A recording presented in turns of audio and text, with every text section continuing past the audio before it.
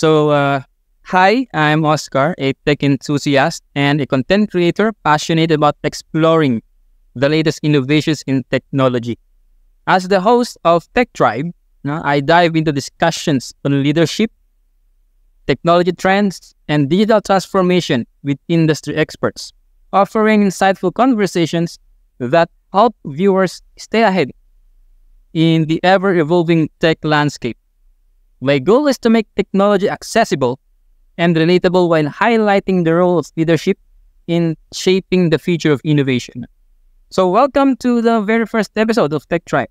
I'm beyond excited to have you join me in as we kick off this journey in the world of technology, leadership, and innovation.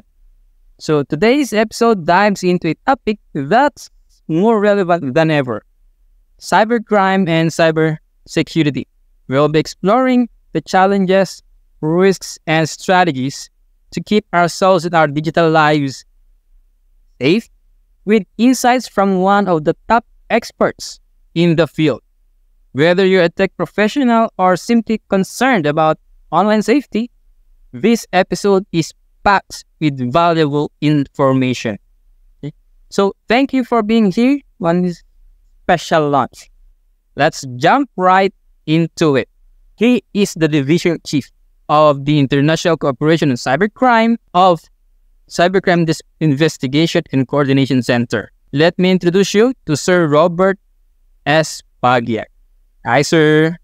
Sir. Hello, Oscar. Good evening. Good evening also to all those who are participating here in our podcast for tonight. Answer. So, thank you for accepting my invitation. Yeah, of course. Anything that I can do to help raise awareness about cybersecurity and cybercrimes, of course, cybercrime prevention, it's always welcome for me. And I really find time to accept invitations like this. I know we've known each other for quite a while in LinkedIn, and it was only last August that we really got to August 29 that we met, August 29 that we met personally at sa Rojas City pa tayo nag-meet of all places. And I'm very, very excited to share my little knowledge about cybersecurity and cybercrime. So thank you very much, sir. So let me ask some questions first about your journey before ka mapunta sa CICC, no sir? So ano bang first yung career? Okay. Actually, malayo ang career ko before being a part of CICC. And I was a graduate of AP Philosophy and Letters at San Pedro College, and I took up Bachelor of Laws for Juris Doctor at San Sebastian College, Recoletos Institute of Law. So, simply because of my law background, I no previous experience before sa mga law offices, 2 law offices before. And then, of course, I also had an experience in the local government unit. I served as one of the executive assistants of former Mayor Herbert Bautista during his first term as Vice Mayor ng Quezon City. So, handpick niya kami ng siguro 5 or 6 mga former classmates niya from San Beda na tumulong nga sa kanya sa pagiging Vice Mayor. And then, it was in PhilHealth where I stayed for more than 15 years that really opened doors for me. Ito kanina, I was a former member of the National Tech working for the UMIT project. And I owe it to our former President, Dr. Eduardo Banson, when he assigned me to be the project coordinator of PhilHealth for the UMIT project. And my senior vice president at that time, the late really gave me all the opportunities to really shine. Kasi nga, yun nga, ginawa niya. Actually, ang member dapat doon, si SVP Beltrán, Sir Ernie. Pero sabi niya, no, Robert, you represent PhilHealth to be the part of the National Technical Work. Then afterwards, I became a part of the National Privacy Commission. During its infancy, kinuha kong Chief of Staff ni former Deputy Commissioner Ivy. So, yun nga. So, initially, sinasama lang niya ako sa mga lectures niya. And then eventually sabi niya, Robert, mag-front up ka sa akin. So, initially front up ako sa mga lectures ni Ma'am Ivy. And then eventually nga, I became one of the foremost lecturers of data privacy National Privacy Commission. And then afterwards, after I left the NPC in January 2018, I was hired by the Philippine Statistics Authority to be the project manager of the Philippine Identification System project, which was created for Republic Act 11055. So as a part of the project, as the project manager, I did Saturday radio program namin, PSE self-release, self-release basta every Saturday yun, mga 3 to 4, if I'm not mistaken. I was always at PTV4. Ako yun na yung nagbabalita tungkol sa developments about the PhilSys project. Doon nga, ino-launch pa lang time na yun. And then eventually, I found myself in CICC. So from privacy, data privacy, ngayon nasa cybersecurity and cybercrime prevention ako, by virtue of my being a data protection officer and division chief at the cybercrime investigation coordinating.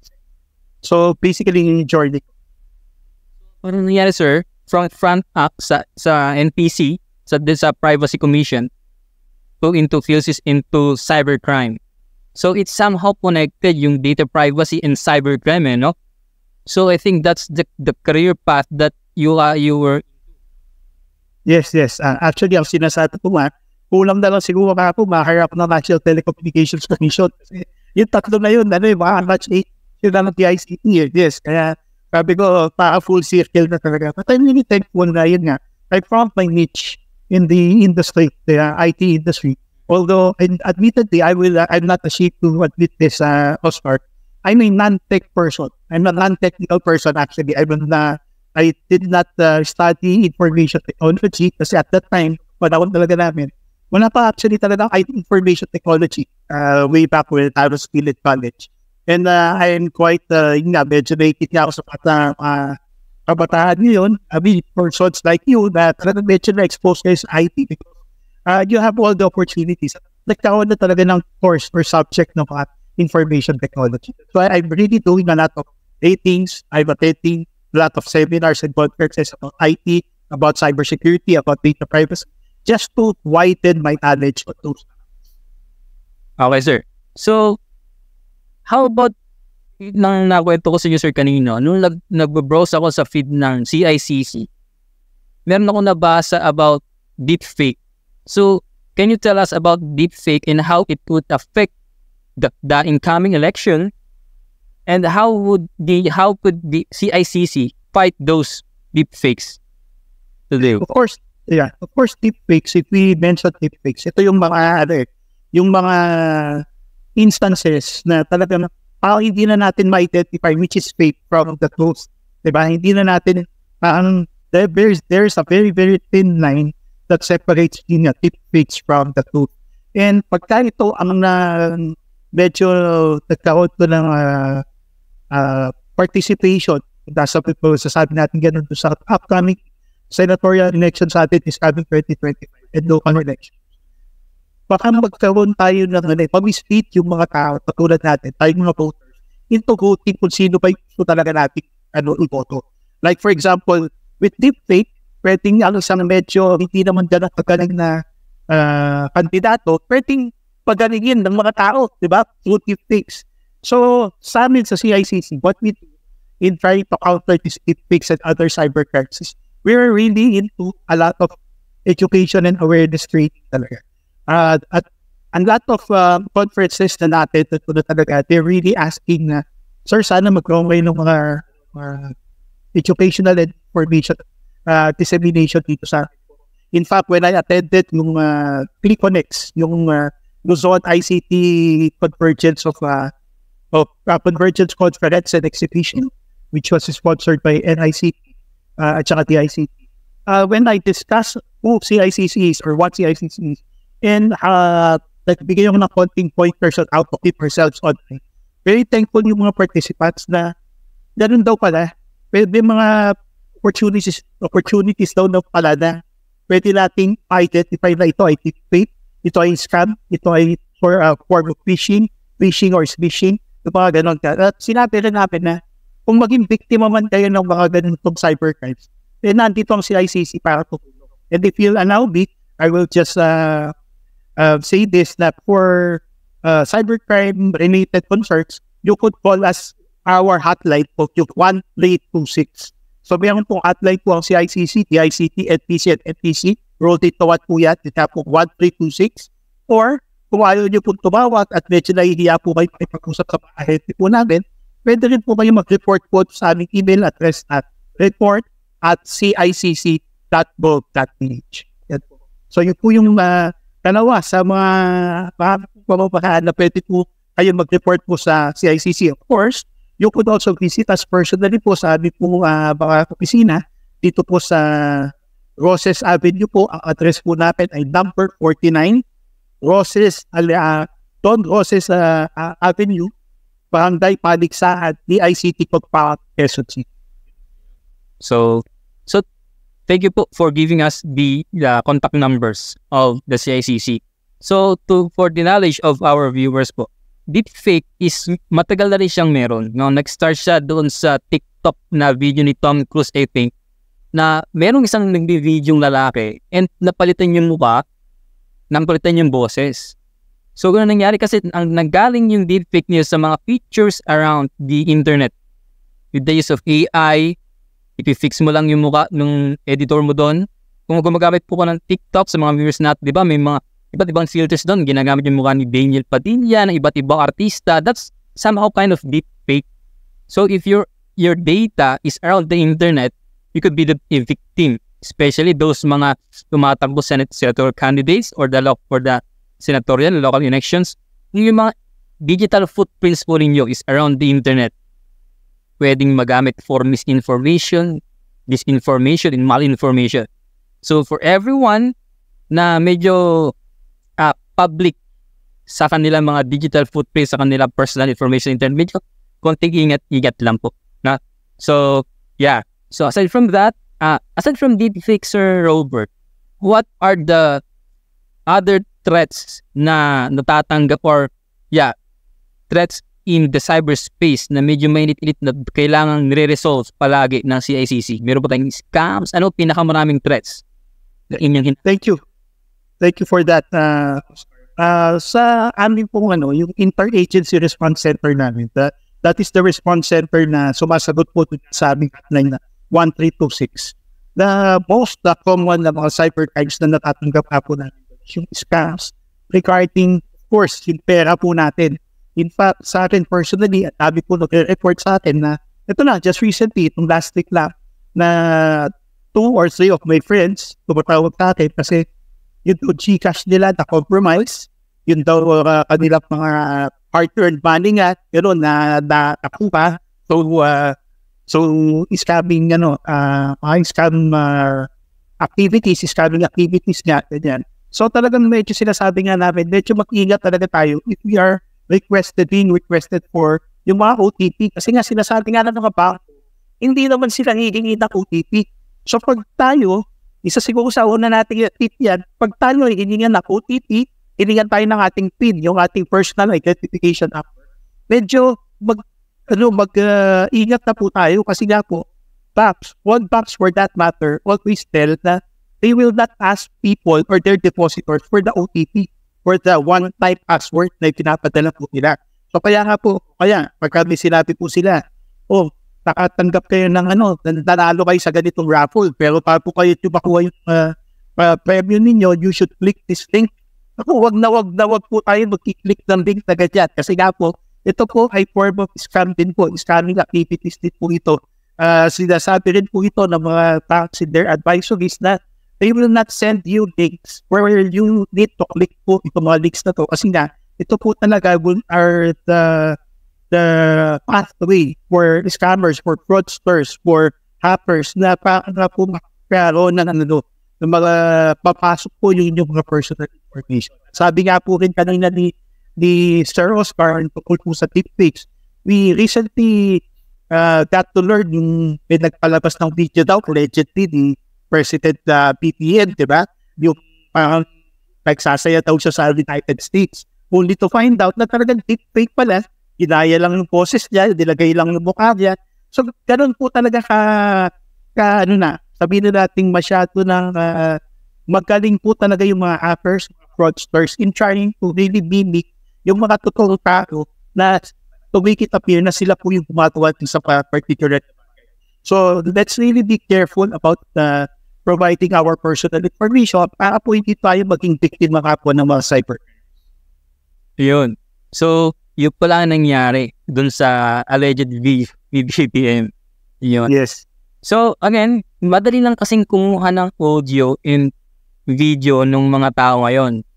Ako, personally, I tried recording my video, may audio.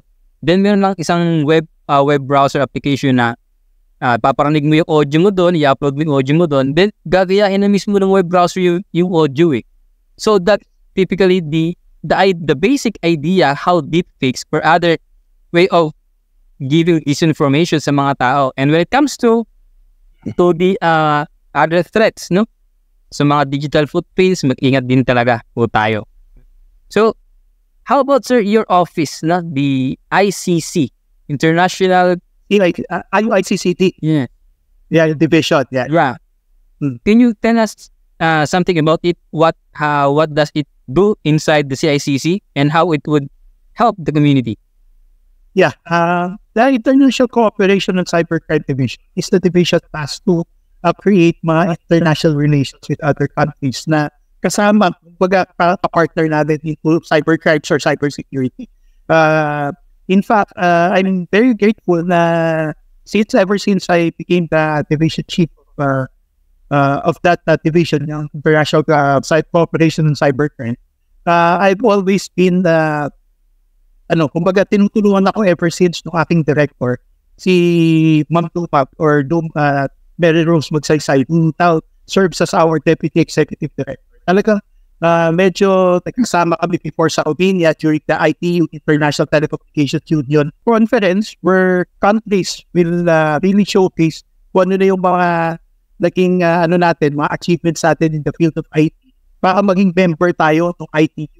And I'm very excited that sa ITU noong 2022 na yun, na-elect nga talaga ang Philippines to as headed by DICT Secretary Ivan Uy.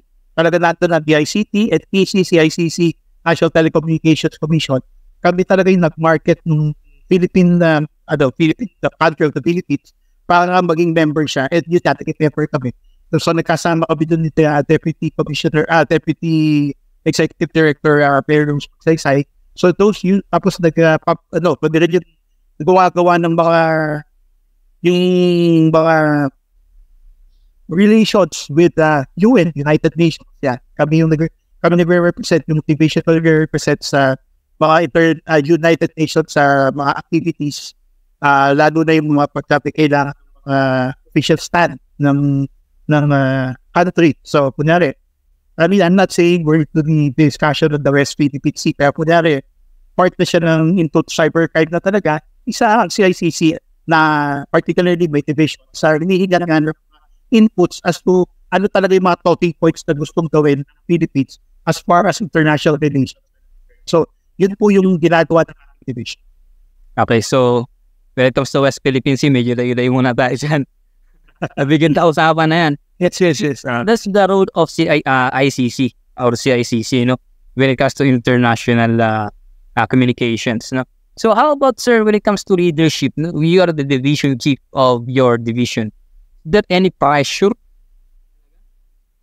Yeah, of course. In a way, there's pressure kasi nga, of course, I'm the representing CICC internationally. Well, of course, hindi naman ako lang isa.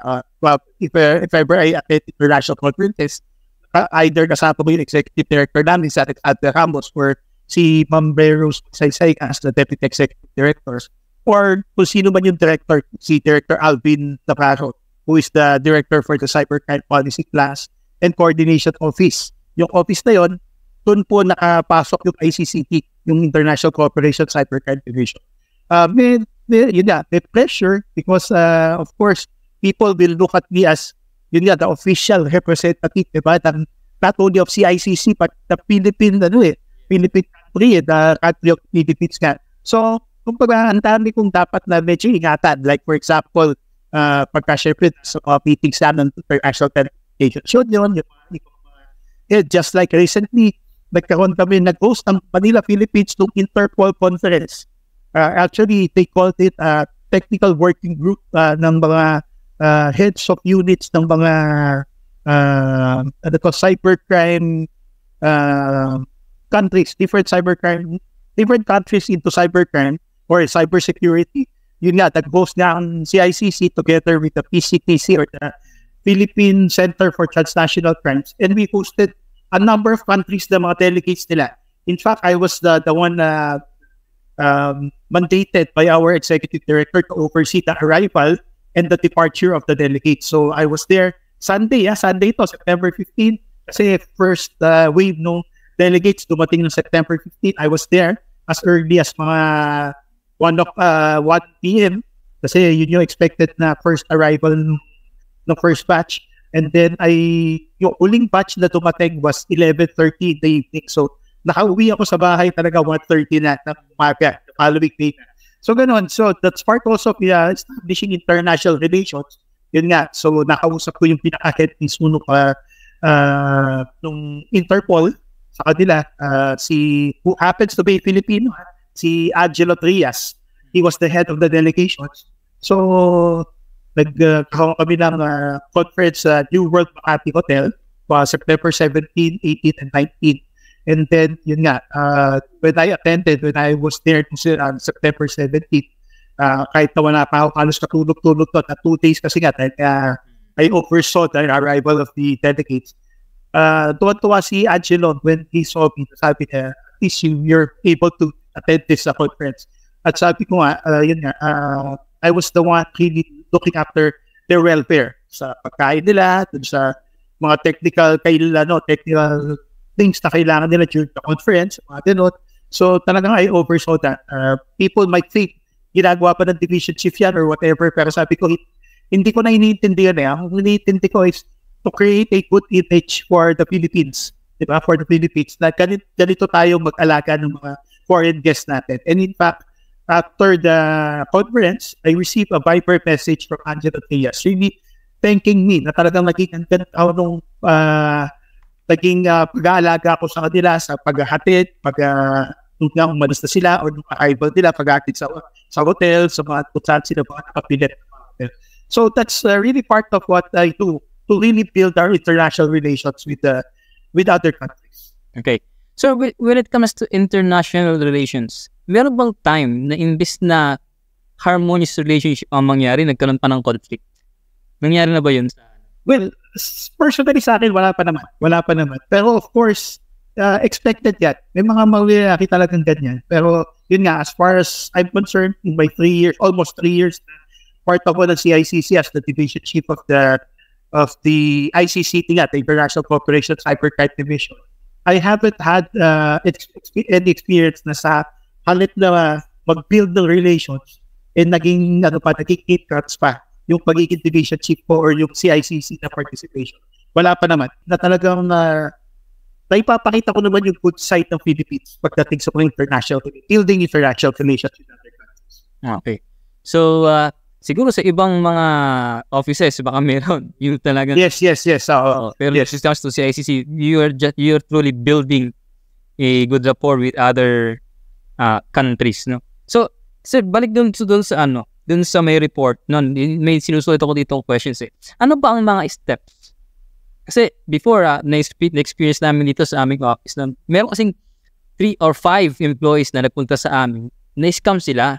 So sabi nila sa amin, sir, paano bang gagawin namin? Punta ba kami ng PNP? Punta ba kami ng Cabanatuan to file an NBI report? Or punta ba kami ng CICC? Alam din nila yung CICC So, ano bang pinaka-best way to report? Pwede ba silang direct? Ganon sa inyo? Or meron bang step by step dyan? Yeah. Actually, let's admit it, nauna ang PNP, Anti-Cybercrime Group, at yung NBI, Anti-Cybercrime Division nila sa creation ng CICC. But then, mandate kasi ng CICC is to really accept all itong mga complaints, reports of cybercrimes and mga issues of cybersecurity. Notwithstanding also the existence of the Cybersecurity Bureau of the ICT, hindi rin naman kami nagkakaroon ng conflict kasi kami nga yung nagtatry na ma-prevent yung cybercrimes. ang Cybersecurity Bureau ng DICT should na after kumbaga kung may na-breach sila dun sila papasok. So kami before, yung Cybersecurity Bureau is after. So talagang ginagawa lang namin dyan is for victims of cybercrimes or scams, you just report it na through 1326. May mga kausap na po kayo doon ng mga ahente po ng CICC. Mga tao po yan hindi po yan recorded na sasagot sa inyo. Tao po yung makakausap ninyo. Yes, so hindi po ito mga chatbots. Mga tao po talaga, i-guide po kayo, may mga gigigit na po konting personal information ninyo. At saka po syempre yung description po ano po yung nangyari, kung paano kayo na-scam, paano kayo naging biktima ng cybercrimes. Ganun po. And then, afterwards po, ito po ay i-refer po namin doon po sa concert section. Kasi po, within CICC, meron po kami mga different sections na na nagka-cater to sa different forms of cybercrimes. Like, pagka po yan ay mga Facebook accounts na na-compromise, meron po kami tinatawag na SOCMED section. Social media section, yes. Pagka po mga cryptocurrency or yung mga international mga crimes, meron nga kami tinatawag na yung sa section din that will happen cryptocurrency complaints, mga ganyan po. Kung hindi naman po related sa mga ganon, kunyari nga po sa Globe, yung sa GCash, mga ganyan. So, nakikipag-coordinate din po kami naman afterwards pagka nakapag-report na kayo sa amin, either 1326 or sa email address na report@cicc.gov.ph. We also coordinate with both PNP, ACG, Anti-Cybercrime Group, o kaya yung NBI, Anti-Cybercrime Division, para nga po malaman talaga namin yung kung kanino talaga namin maibabato po yung kaso. So, ganun po. You could go directly to us, you could report directly to CICC. Kami na po yung tutulong po sa inyo kung saan po namin eventually ibabato po yung kaso. In fact, I'm quite, medyo, huwag nyo naman sabihin nagyayabang lang po ako, pero in my more than 2 years na po as part of CICC, at sabi ko na rin po medyo natulungan ng mga complainants po, like hindi po sa pagmamayabang yung pong ating artista na si Lloyd Samartino. He called me up before, last year po ito, 2022, he called me up na may nang-i-scam nga daw sa kanya, nanggagaling pa nga actually daw sa Davao. Baka police pa ng Davao, yes, so sinasabi, siya daw ay part ng isang drug syndicate, yung mga ganyan. So, ang ginawa niya, nag-report sa amin kasi nga, nakilala ko yung pizza niya in one of the conferences that I attended, ni-refer niya kami, at yun, true enough, after a while, natulungan namin talaga siya, and he was thanking us profusely na natulungan nga namin siya. May mga members ng NICT, National ICT Confederation of the Philippines, na lumalapit din po sa amin. Sa akin personally, sa akin lumalapit, ikina-guide ko nga sila at pinapag-report sila sa aming Interagency Response Center. At yun nga, natutulungan daw namin sila. In fact, si Tita Teresita Liapres ng NICT. Yung medyo may edad na, pero IT. Sa Cavite yata siya, sir. Yes, sa Cavite, yes. At saka treasurer siya ng NICT. Nung mag-report siya sa amin, siguro after, wala pa yatang 1 week, natulungan daw namin agad siya. Kaya nung nag-meet kami personally, talaga sabi na, Robert, I'm very thankful na natulungan namin kayo. So yun nga, for reporting purposes, you could go directly to us. You could call directly 1326 or you could email na po yung report@cicc.gov.ph or personal po kayo pupunta sa amin po. So ganun po. Po makapag-report po kayo na mga complaints regarding cybercrimes. So, yung marami pong divisions and sections in government agencies na pwedeng pag-reportan when it comes to ICT crimes. No? Yes. Baka ang alam ng mga kasama natin dito is naka-globe lang tayo, scams lang, no? Like what Sir Robert said, no? Meron din tayong cryptocurrencies, napaka-wide po ng cyber domain, napakaluwang yan. So, we cannot just sabihin na cybercrime lang naman is yung mga scam, phishing. No, hindi po. Yes. No, napakahirap po ng cybercrime. Napakahirap niyan. It's not just may tumawag, scam, no? Napakabigat po ng trabaho ng cybercrimes, investigations. No? Especially sa international relations, at the same time, yung community assistance. Lahat po yan is kinikater nila.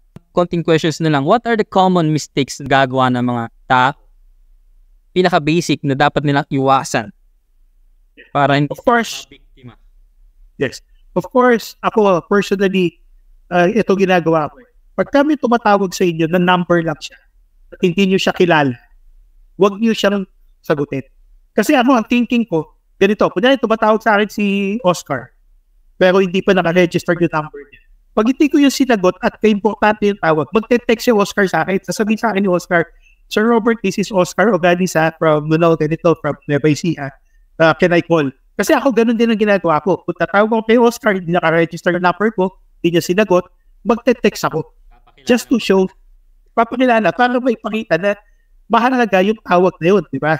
So that's one. Pag hindi nyo kilala yung number, huwag nyo sagutin. Second, sabi ko nga po kanina, pag may nag-send sa inyo ng links, either through email or SMS, short messaging system po, yung mga text message po, link for you to click na dahil daw nanalo kayo ng ganitong premium, ganito, ganyan, or basta meron daw may sinasabi sa inyo mga free na sasalihan daw kayo, don't click those links. Kasi nga sabi nga nila, wala na pong free ngayon. Pag sinabi pong free, ang bayad po niyan ay ating personal information. Yes, kaya ingatan po natin ang ating personal information. So yan po, pangalawa nga, don't click links na medyo delikado. Third is, wag po natin ibibigay nga yung ating OTP. Marami po. At saka po, tingnan po mismo natin yung mga nagpapadala po ng email po sa atin. Pwede po kasing nagpadala sa atin bdo.com.ph. Pero yung pong isang letra po sa bdo.com.ph, iba po pagkakasulat. Pwedeng cursive, di ba? Cursive yung pagkakasulat. Yes. Parang po ano yun yung sa long and basta katulad po na ng pagka po nagpadala, kunyari ang Metrobank, yung sa bank po nila, ang usually ganun. Yung pong merong tail, kumbaga, di ba? So, pero baka nakalagay ito ng A nila, yung pag ano naman. Yes, nakukuha ba, Oscar? Anyway, basta ganun, tingnan po natin, kasi pag ganyan po, scammer din po yan. Marami po tayo actually red flags on how to identify scams nga po yung mga natatanggap po natin. Pero ito nga po yung mga pinaka-basic. If you don't know the number, don't answer it. If you receive links either sa email or sa SMS, don't click those links.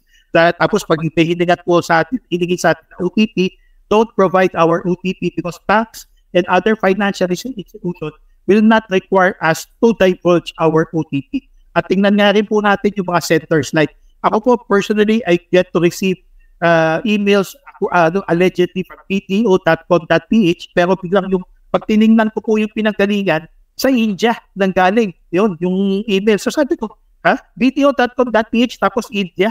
So diba, mag-isip tayo. So pwede red flag po natin to. So these are just some of the tips that I could give you in identifying scams and other forms of mga phishing expeditions po na ginagawa para makakuha ng ating personal information. Yeah. So, para malinaw sa ating mga audience, yung sinasabi ni Sir sa may email, yung mga font styles. Yung styles, yes. Pagka yung is yung parang pambata, yun. Tapos yung isa is yung medyo may tail, medyo kabahan ka na. Though they are both letter A, pero iba yung appearance. Yes. Yun. Pero pag chinek nyo yung drop down doon, iba pala yung pinanggalingan, iba pala yung details. So doon, yun ang medyo dapat tignan natin. Yung mga hindi gaano ka-technical, baka hindi mapansin. So mga technical people dyan na talagang napansin nila, iba yung font style nitong A na to sa Metrobank. So yun ang medyo, kung hindi talaga sanay yung mga tao na tumingin sa mga emails, baka pwede mabibiktima kayo, no? So yeah, before, naisip ko lang yung AI, sir, sa AI. How AI helps CICC? Actually, hindi pa naman kami ganun nag-a-adapt pa ng AI at CICC, but we're looking into it. In fact, yung aming MIS team, Management Information System team, are already they're looking into it already, AI. Pero I'm just, sasabihin ko lang, kasi 2 days ago lang, nung September 26, I don't know kung nakita mo na sa post ko, Oscar, I was invited by the Asian Banker. Yun nga, so dun sa Shangri-La Fort, I was part of a panel that discussed about AI, yung hyper-personalization, AI in relation to hyper-personalization, to fintech, and to tokenization. And ang sabi ko nga doon, kung gagamitin lang naman natin na maayos yung mga emerging technologies like AI, like ML, machine learning, and even yung mga blockchain technology, okay sana yan kung gagamitin nga natin na maayos. But the sad reality is that a lot of people are using these emerging technologies in the wrong way. And these are to collect personal information at ibebenta to, gagamitin pang bait sa ibang mga tao na yun nga, scam, maging biktima ng fraud, yung mga tao na nakuhanan nila personal information. And I mentioned in that conference, na sabi ko, I think the main question in using nga itong mga AI na to is how they could leverage the use of artificial intelligence, even machine learning, to really get to reach yung mga poorest of the poor people natin. Kasi of course, these are people na talagang nasa remote areas, at hindi pa lang nila alam siguro yung tinatawag na computer, yung mga ganyan. But then, we require them to, yun na, sa banko man lang, pagka nag-open siya ng bank account, kailangan mag-provide ng ID.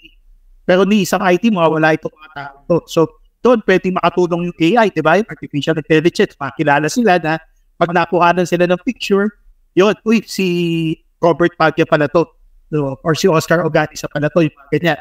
So, if we really make use of this artificial intelligence and other emerging technologies in the proper way, in the right way, this could really help us in reaching out to our fellow Filipinos and to make life easier for us in the field of information and communications technology. Ingatan nga lang po natin yung paggamit po nito kasi nga, baka po sa balik pamamahaan na natin ginagamit. Ito pong mga emerging technologies. So, my only concern is how really people, especially so-called hackers, are really making use of these emerging technologies to defraud people and to scam people. Ayun. So, narinig niyo po yung ginagamit natin ngayon, yung AI. No? So, hopefully, magamit nga natin ito ng tama. No? Ngayon kasi, like sinabi ni Sir Robert, medyo nalilis tayo sa mali. But definitely, the government, especially the CICC, is utilizing AI in a much greater aspect. No? So, yeah, I think that concludes our first episode together with Sir Robert. No? It's getting late na rin.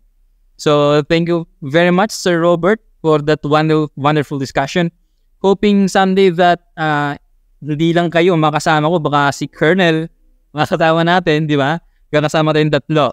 Any last message to our viewers before we end this? Yeah, again, let me just reiterate to all our viewers, the Cybercrime Investigation Coordinating Center is here to help you, to assist you kung maging biktima mo kayo ng cybercrimes, ng mga scams, ng mga fraud, like sa GCash, sa ating mga Facebook accounts or social media accounts. Huwag po kayong matakot na mag-report po sa CICC. Again, our hotline number is 1326. May makakausap po kayong mga tao dyan, mga agents po na tinatawag namin. At matutulungan po nila kayo in how to navigate para po maiwasan po natin po yung mga cybercrimes na yan. Or kung naging biktima na nga po, paano po tayo makarecover po sa mga cybercrimes. You could also report those cybercrimes sa email address na report@cicc.gov.ph. The main concern po kasi kung minsan not only by CICC but also law enforcement authorities is that pag naging biktima tayo, nahihiya tayo mag-report. Wag po. Let's empower ourselves. Mag-report po tayo sa CICC, mag-report tayo sa PNP, Anti-Cybercrime Group, NBI, Anti-Cybercrime Division. Pero yun nga po, for magandang koordinasyon, sa amin po muna kayo mag-report sa CICC and then we'll be the one to assist you sa kung ipapatuman natin sa PNP or sa NBI or other concerned agencies. So again, CICC is here to help. Huwag po kayong bahiyang lumapit po sa CICC. And on that note, thank you very much, Oscar, for this wonderful opportunity to be your guest in your pilot episode. Yun. So, thank you very much, Sir Robert. No? Napakarami namin natutunan about CICC and ICC. Again, that's Sir Robert of ICC. CICC, he is the division chief. No? So, looking forward to have you again, sir, here at YouTube channel, Tech Tribe. So, thank you very much, sir, and I'm hoping to see you again soon. Bye-bye.